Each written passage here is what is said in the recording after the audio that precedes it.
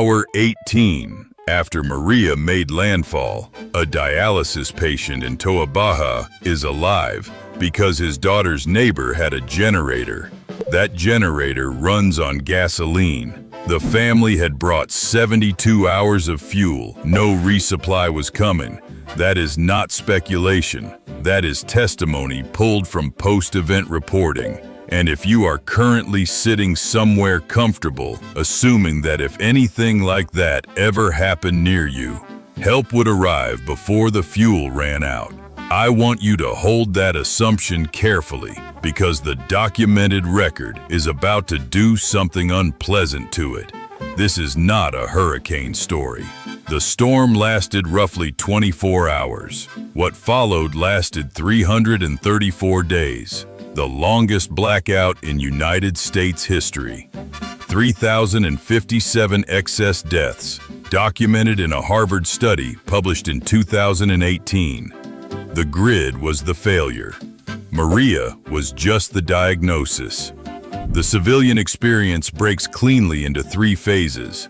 Days 1 through 14, acute crisis. Communities in the interior, Utuado, Jayuya, Orocovis, were physically cut off when roads collapsed under landslides. No cell signal, no PREPA utility trucks, no FEMA presence for the first week in dozens of municipalities. People were improvising water collection from river sources and plastic sheeting on the first day. The ones who survived those early weeks were largely the ones who had already established some informal network with their immediate neighbors, not because they were preppers, but because Puerto Rican community structure in those mountain towns still functioned the way American suburban culture deliberately dismantled decades ago. Days 15 through 60, false stabilization. Power returned in parts of San Juan.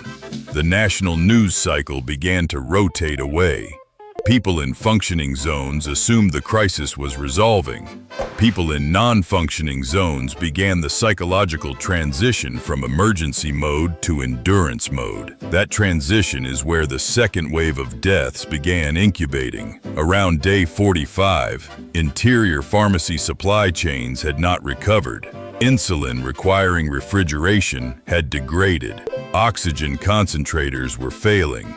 The medical mortality that would eventually be counted in the thousands began accumulating quietly in communities that nobody with a camera had reached.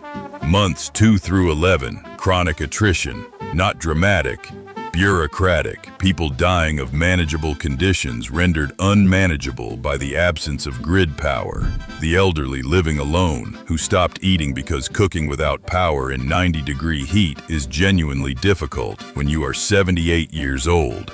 The ones who didn't want to be a burden and never asked for help. The ones who waited because they had been told, repeatedly, that the situation was improving. It was, technically, improving, just not fast enough for the specific math of their bodies. Let us do that math now. In a tropical climate under physical stress, and sustained heat with no air conditioning as physical stress, a human body requires between 1.5 and 2 gallons of water per day just to maintain basic function, not to be comfortable, to not die. A standard 5,500 watt generator burns approximately 0.75 gallons of gasoline per hour at 50% load. Run it 8 hours a day for refrigeration and basic power. That is 6 gallons per day. Over 30 days, that is 180 gallons. That weighs approximately 1,200 pounds and costs, at 2017 Florida gas prices, somewhere around $450, assuming supply was available. It was not. Fuel lines in Puerto Rico stretched for hours within 48 hours of landfall. The people who had pre-positioned fuel survived the first phase. The people who planned to acquire fuel afterward did not acquire fuel. For insulin-dependent individuals, the math is more final. Standard insulin stability outside refrigeration is approximately 28 days at room temperature before efficacy begins degrading. In 90-degree sustained heat, that window contracts. By day 45 across the interior, the degradation was no longer theoretical. The fatal cognitive error was not made on day 1. It was made on day 12. That is the documented inflection point, not just in Puerto Rico, but in nearly every long-duration grid failure on record. Day 12 is when households stopped operating in emergency mode and began operating in waiting mode.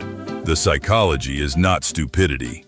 It is normalcy bias compounded by partial recovery signals. Some power returned to some areas. The radio said help was scaling up. Leaving earlier was now the option that felt dramatic, the option that felt like overreacting, the option that meant admitting you had somehow miscalculated how bad things actually were. Nobody wants to be the person who evacuated unnecessarily. Some of those people died in their homes on day 60 waiting to feel certain. What the survivors did differently was not primarily about gear. The evidence from Puerto Rico, from the siege of Sarajevo from 1992 to 1996, from the Venezuelan infrastructure collapse beginning around 2013, all of it converges on the same variable: the functional social network. Neighborhoods that survived long-duration grid failure had, before the failure, people who knew each other's names, medical conditions, and resource levels. They organized water access. They rotated generator fuel. They checked on the elderly daily because someone had taken inventory of who the elderly were. Isolation is not a secondary kill condition. It is the primary one. Here is the protocol. At the 72-hour mark of any grid failure event, you assess 5 variables. 1. Is your water source secure for the next 30 days without resupply? 2. Does anyone in your immediate network have a medical dependency that requires grid power or pharmaceutical refrigeration? 3. What is your fuel and power runway? In days if no resupply arrives. 4. Are your primary road exits currently passable? 5.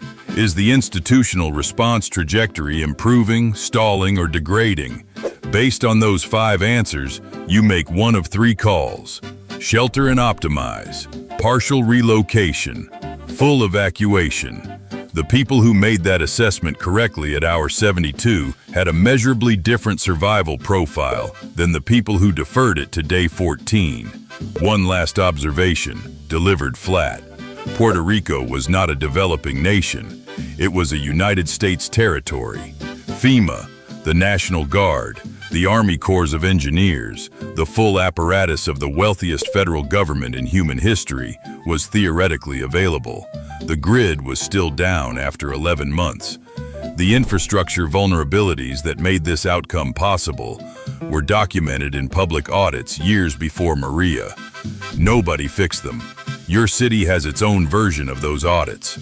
They are public record. The grid is not permanent. The plan is not coming. The math does not change because you find it uncomfortable. Welcome to the wasteland, darling, where the jukebox never dies. Just a little music for the journey underneath these endless skies.